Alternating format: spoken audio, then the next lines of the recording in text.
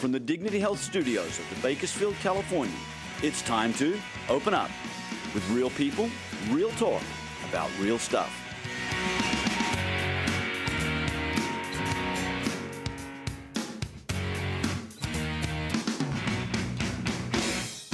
And now, a special welcome to our friends throughout California, across the nation, and around the world to this week's edition of Open Up. Good morning, everyone. This is Open Up. I'm Tina Miller. And I'm Don Clark, and we're your favorite pair on the air. We hope that's what we're working Yes, Don. Oh, it's Christmas in the air. for. Boy, here in Bakersfield today, it's a glorious, sunny, clear day. The rain has cleared out all of the smog and fog. And We don't have any snow. We've got a lot of sunshine. You bet, And a you lot bet. of love in the air. Want to thank one of our sponsors. Oh, yes. Our very dear friends, Chuck and Wendy Noss at Nature's Food Market and Juice Bar, 2000 H Street, right across from the Fox Theater. They have everything to keep you healthy and happy and educated. So stop in and see them. Boy, there is so much health in this. Oh, and yes. It's the Alibaba, right? Alibaba. And boy, it has a zing to it. It's you know you're doing something good for yourself. Yes, and we like it so much.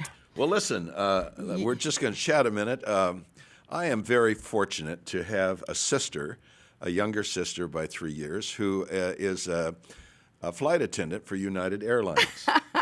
And she flies the long hauls, the international flights. Ooh. And this past Thanksgiving week, she bid a 6-day trip to Paris. Oh. Well, I have certainly never been. She has been numbers of times, but she said, "You want to come along?" Well, I said, "Of course." So we called it Paris on no money. I mean, we literally had no money to spend, but we were going anyway. Oh. And it's kind of fun to fly with Janet because all the crew knows that I'm her brother. Yes. And so, I mean, I just get stuff. I mean, I ate my whole way across Iceland and Greenland and ate to your get whole there. way. And I mean, strawberry sundaes. And everyone around me was looking, where did he get the strawberry sundaes? Oh, And anyway, it was really fun. But we got to Paris, and I, boy, I'm fogged up today. And I just wanted to share a couple of impressions, if I may. I know we've got viewers in Europe and friends in France that tune into this show, and we're very grateful that you do. One of my first impressions was I was just very surprised in the drive from Charles de Gaulle Airport to our hotel, the Renaissance Hotel in the La Défense, they call it. It's kind of the new Paris. And anyway, I was just surprised by all the graffiti I saw. That just... Somehow I thought graffiti was an American phenomenon, and it isn't. There was a lot of it over there. I just didn't expect that.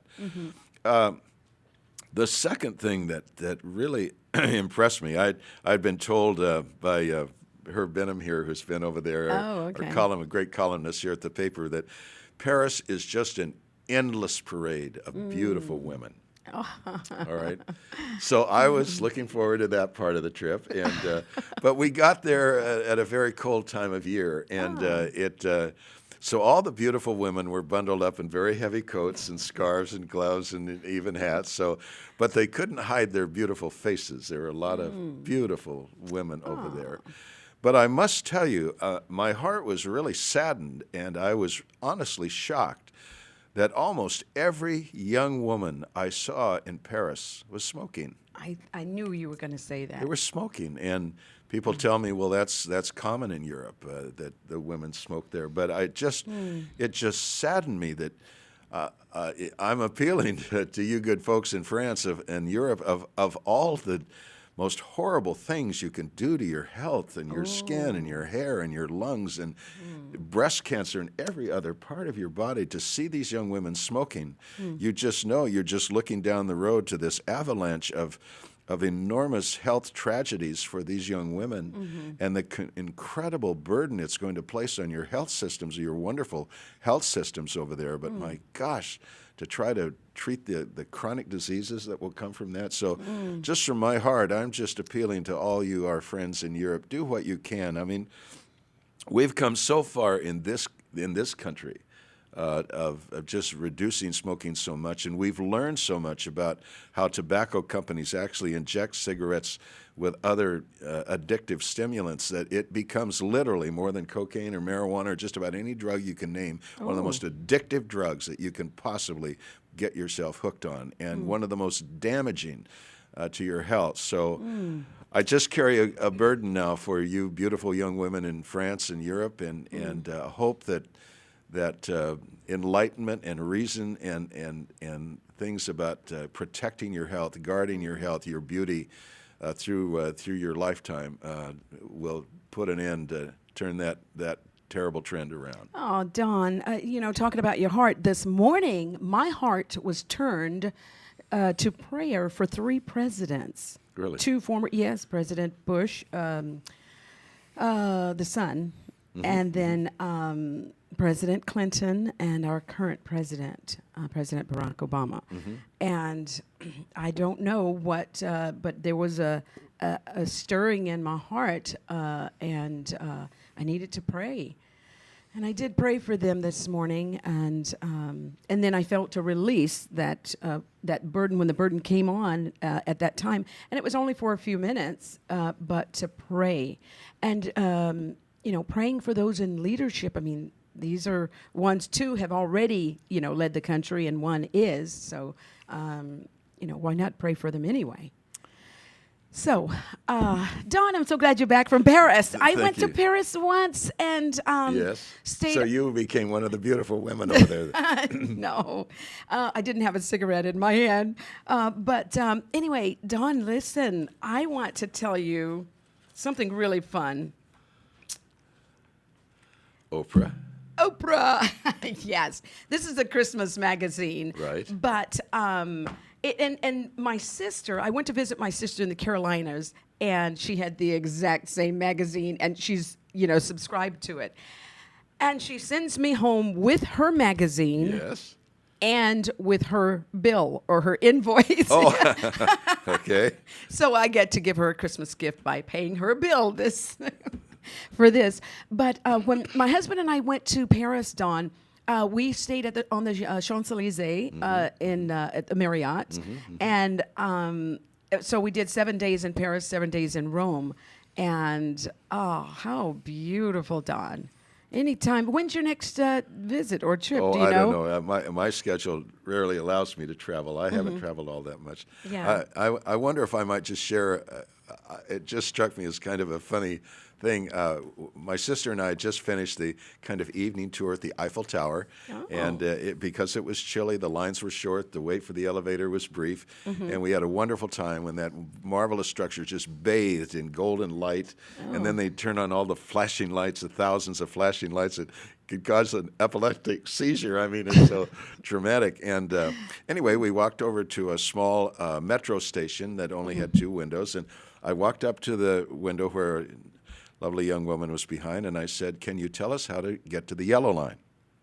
And she said, just walk around the corner. It was kind of a curved little station. She said, just walk around the corner and go down.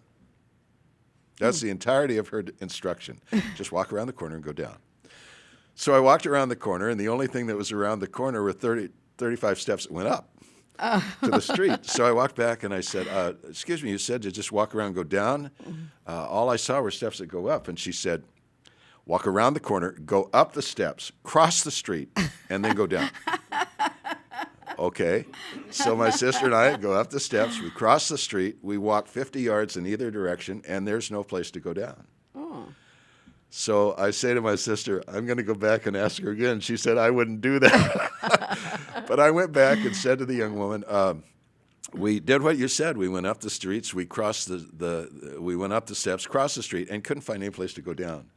And now, with obvious impatience for this stupid American, she says, go up the steps, walk straight down the street to the next bridge, and then cross it and go down. Aw. So we walk up the street and literally walk the length of 10 football fields to the next bridge, and then we crossed, and then we went down and found it. But I thought, wasn't there something a little lacking in those directions? I don't know. Yeah, I'm one, when I give directions, I like to give, other things that cross with it.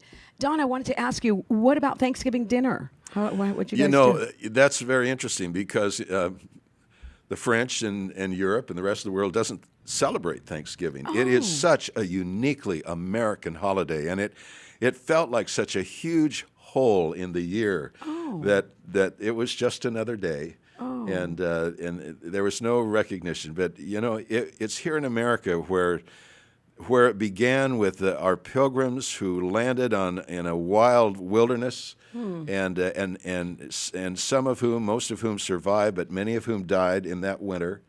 And when it finally came time to celebrate, I mean, they had, I think, 4 turkeys among them, and the Indians of that time that were so helpful in saving them and rescuing them from dying.